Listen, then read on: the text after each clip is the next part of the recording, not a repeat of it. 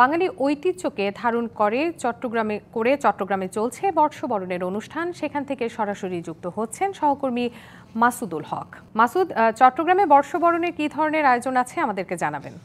চট্টগ্রামে সকাল থেকেই নানা আয়োজনের মধ্য দিয়ে পালিত হচ্ছে বর্ষবরণ অনুষ্ঠান। এই মুহূর্তে রয়েছে আমি শতবর্ষী সিআরবি শিরিষতলায়।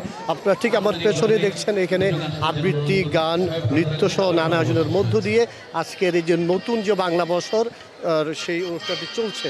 অর্থাৎ বাঙালির যে হাজার বছর যে সম্প্রীতির মেলবন্ধন এবং বাঙালির যে প্রাণের উৎসব যে নববর্ষ, সেটিকে অক্ষুণ্ণ রেখে সকল ধর্ম শ্রেণী পেশার মানুষ এই উৎসবে যোগ দিয়েছেন, এই উৎসবের রঙকে আরও রঙিন করেছেন।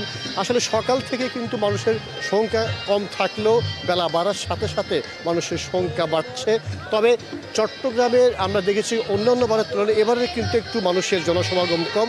অর্থাৎ আপনারা জানেন গতকাল ডিসি হিলে একটি ভাঙচুরের একটি অনাকাঙ্ক্ষিত ঘটনা ঘটে। সেই ঘটনার পর সাধারণ মানুষের মধ্যে একটু আতঙ্ক ছড়িয়ে পড়ে।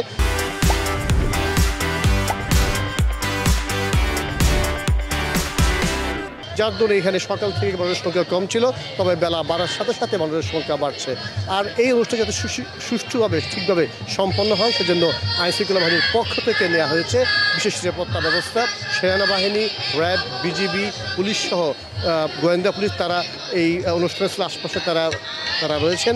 চট্টগ্রামের সিআরবি ছাড়াও নগরীর শিল্পকলা একাডেমি সহ বিভিন্ন জায়গায় এই অনুষ্ঠানটি হচ্ছে এবং এই উৎসবে যোগ দিয়েছেন সকল শ্রেণী পেশার মানুষ।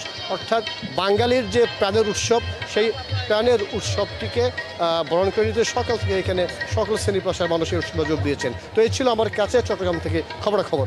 জি মাসুদ, ধন্যবাদ জানাচ্ছি আপনাকে।